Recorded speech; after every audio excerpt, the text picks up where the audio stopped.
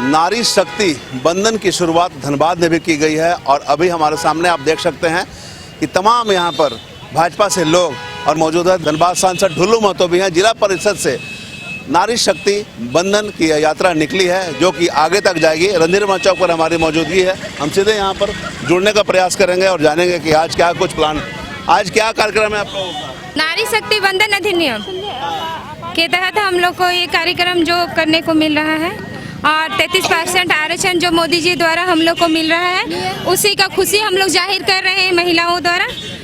कहाँ से निकले आप? जी, हम लोग जिला परिषद मैदान से निकले हैं और हम लोग यहाँ पर नारी बंधन अधिनियम के तहत 33% आरक्षण के लिए मोदी जी का समर्थन करने के लिए निकले हैं। आप बताइए कहाँ से कहाँ तक जाएगा? हम जिला परिषद से आके फिर विनोद बिहारी यहाँ जाना है, रणधीर वर्मा चौक। और बहुत बहुत धन्यवाद, आभार करते हैं नरेंद्र मोदी जी का कि हम लोग को 33% आरक्षण मिला। धन्यवाद। 33% आरक्षण को लेकर आप लोग ये आज यात्रा निकाली, धन्यवाद करने के लिए हम लोग उतरे हुए हैं। बहुत बहुत धन्यवाद। आभार यात्रा निकाली। जी जी, क्या कहेंगे? मोदी जी को हम लोग अपने तहे दिल से बहुत बहुत धन्यवाद कहेंगे कि हम महिलाओं को 33% का आरक्षण दिया गया है। इसके लिए बहुत बहुत बधाई हो। आज ये आभार यात्रा कहाँ से कहाँ तक निकाली? हम लोग जिला परिषद से लेकर के कंपाउंड बिल्डिंग तक आभार यात्रा निकाली। जी सर। चलिए, तो तमाम महिलाएं हैं। नारी शक्ति बंधन अधिनियम के तहत मोदी जी का आभार जताया लोगों ने। उन्होंने कहा कि महिलाओं को 33% जो आरक्षण मिला है, जिसके तहत यह आभार यात्रा निकाली गई है और यह जिला परिषद से आभार यात्रा निकली है जो सीधे सिटी सेंटर तक जाएगी। इस आभार यात्रा में तमाम महिलाएं यहाँ से जुड़ी हुई हैं। धनबाद सांसद ढुल्लू महतो भी इस आभार यात्रा में जुड़े हुए हैं। हम सीधे उनसे जुड़ेंगे और जानने का प्रयास करेंगे।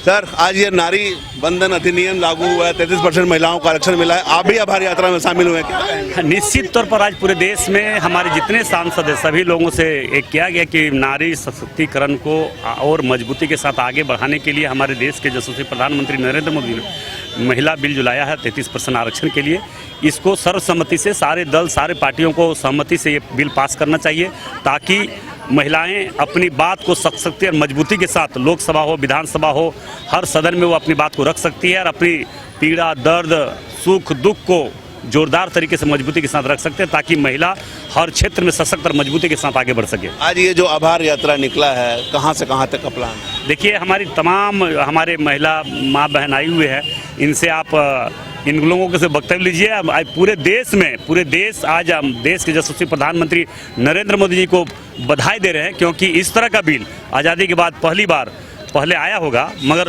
पास करने का अगर क्षमता किसी में है तो मोदी सरकार में है और मोदी जी के नेतृत्व में ही पास हो सकता है। और महिला को सशक्तिकरण के क्षेत्र में भी लगातार काम कर रहे हैं और ये महिला सशक्तिकरण जो बिल लाया गया है इसमें 33% आरक्षण मिलने के बाद यहाँ के 33% पूरे देश में 33% महिला हमारी सांसद बनेगी, 33% हर विधानसभा में विधायक बनेगी, हर क्षेत्र में 33% का आरक्षण मिलेगा। तो इससे हम लगता है कि बहुत सशक्ति और मजबूती के साथ आगे बढ़ रही है। एक चीज़ और हम समझना चाहेंगे, बहुत अच्छी पहल है, लेकिन बोकारो में जो घटना हुई है महिला के साथ में, थाना भी सस्पेंड कर दिया गया है, उसमें अभी भी लोगों में उबाल है और उनका कहना है कि पुलिसकर्मियों के साथ साथ दोषी को भी फांसी होनी चाहिए। हर हाल में देखिए, वर्तमान सरकार में कोई माए बाप नहीं है, कोई कानून नाम का चीज़ नहीं है, प्रशासन नाम का चीज़ नहीं, सिर्फ चोरी डकैती मर्डर लूट कैसे हम करें इसके दिशा में काम कर रहा है। प्रशासन पर कंट्रोल हो तो प्रशासन पर निगाह हो किसी को तब तो प्रशासन को ही कमाने का छूट दिया गया कि तुम क्राइम करो, डकैती करो, चोरी करो, लोहा कोयला बालू जो चोरी करना करो,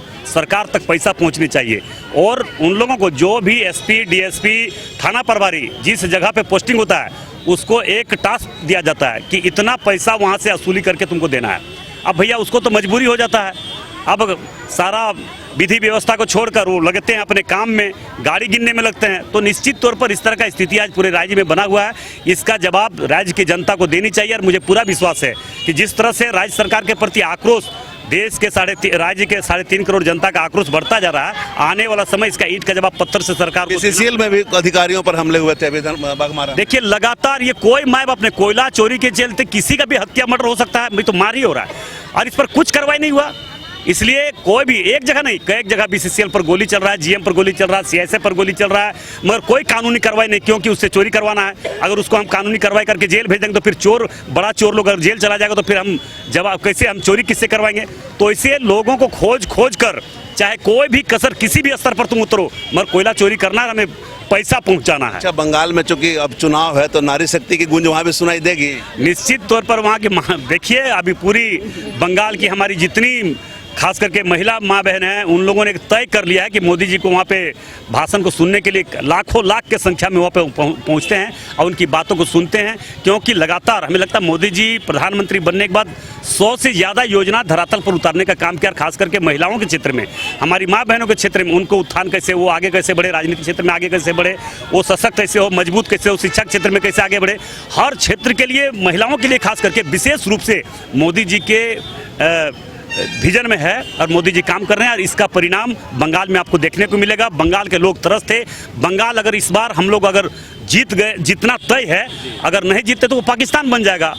वहाँ पाकिस्तान का स्थिति आज बना हुआ है। ममता दीदी आज वैसे उपद्रवियों को, जो सिर्फ और सिर्फ भारत विरोधी नारा लगाने वाले, यहाँ के देश विरोधी नारा लगाने वाले, 10 देश विरोधी गतिविधि वाले लोगों का मनोबल वहाँ बढ़ता जा रहा है। आज हिंदुओं पर अत्याचार, आतंक हो रहा है, हिंदुओं को घर में घुस के मारा जा रहा है, मर्डर किया जा रहा है, मगर कोई कार्रवाई नहीं। इसलिए तो आज देखे, अभी कुछ ही दिन पहले एसआईआर का वहाँ पे एसआईआर का कार्यक्रम चला था।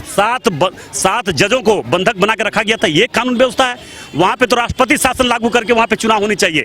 ये पूरे बंगाल की जनता की मांग थी, पूरे देश की जनता की मांग थी, क्योंकि इस तरह का आतंक, अत्याचार हम लोगों ने किसी राज्य में नहीं देखा।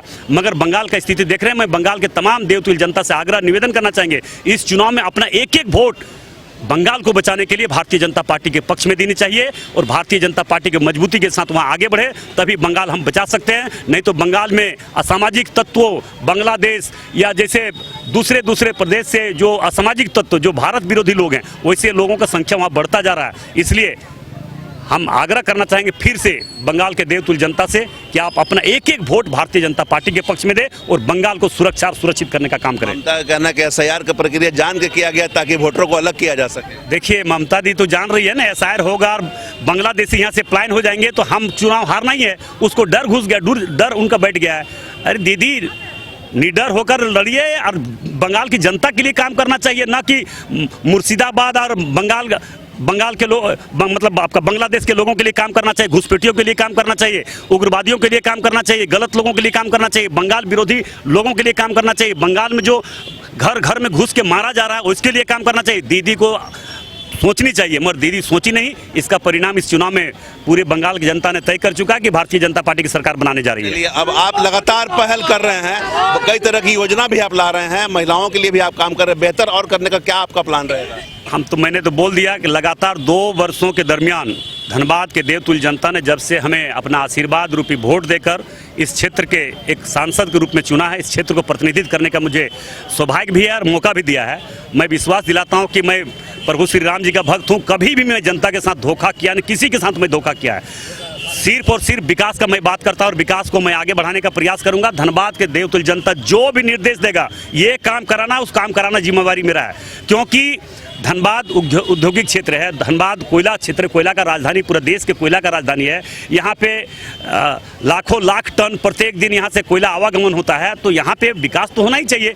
आज लगातार ट्रेन का जो समस्या था धनबाद के लोगों को दूर हो ही रहा, और दूर करेंगे। अभी बक्सर का ट्रेन जो हमने चलवाने की बात कही थी, वो धनबाद से चलना था, मगर यहाँ लोड ज़्यादा है, यहाँ से हम लोग नहीं थी पर उसको गोमो में हम लोग करवा रहे हैं। उसको गोमो से फिर बहुत जल्द प्रारंभ करेंगे।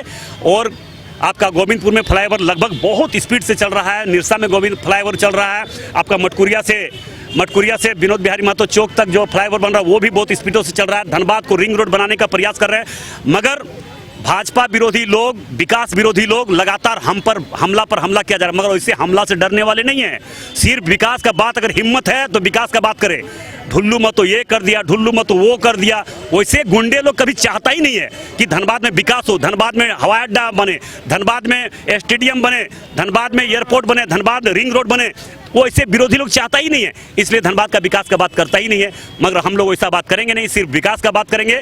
फिर चुनौती दे रहे हैं कि अगर हिम्मत है तो विकास समस्या बताओ, निदान करना भारतीय जनता पार्टी और यहाँ के सांसद का काम है। चलिए, बहुत अच्छा। तो ये सांसद ढुल्लू महतो थे और इन्होंने स्पष्ट कहा है कि धनबाद का विकास करना सांसद का काम है। और जिस तरह से आप देख सकते हैं तमाम नारी शक्ति आज सड़क पर है और मोदी जी का आभार जता रही है। उनका कहना है कि जो अधिनियम आया हुआ है नारी शक्ति वंदना के तहत उसमें मोदी जी का आभार है। साथ ही सांसद ढुल्लू महतो ने भी स्पष्ट कहा कि जिस तरह से नारी शक्ति आगे बढ़ रही है, मोदी जी जिस तरह से नारी शक्ति को बढ़ावा दे रहे हैं, सशक्तिकरण की बातें हो रही है, ऐसे में आने वाले समय और बेहतर पहल देखने को मिलेगा। कई तरह की विकास योजनाओं की बातें उन्होंने कही है। उन्होंने कहा कि अपने कार्यकाल में 2 साल के कार्यकाल में कई तरह की विकास योजनाओं को धरातल पर उतारे हैं और वो किसी के बारे में कुछ नहीं सुन सकते। लोग उल्टा पुल्टा उनके बारे में बोल रहे हैं, लेकिन वो केवल विकास की ओर रुख किए हुए विकास की बातें कर रहे हैं। और उन्होंने ये भी स्पष्ट कहा कि इस बार बंगाल चुनाव में नारी शक्तियों की गूंज होगी और हर हाल में भाजपा की जीत होगी।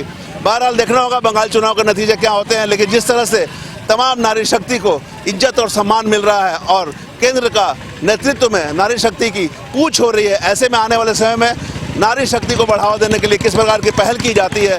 धनबाद में जिस तरह सांसद ने कहा है विकास योजनाओं को लेकर वो कितना बेहतर धरातल पर देखने को मिलता है या देखना होगा। तमाम इससे जुड़ी खबरों से लगातार आपको अपडेट करवाते रहेंगे। कैमरामैन मुकेश के साथ धीरेंद्र, मिरर मीडिया, धनबाद।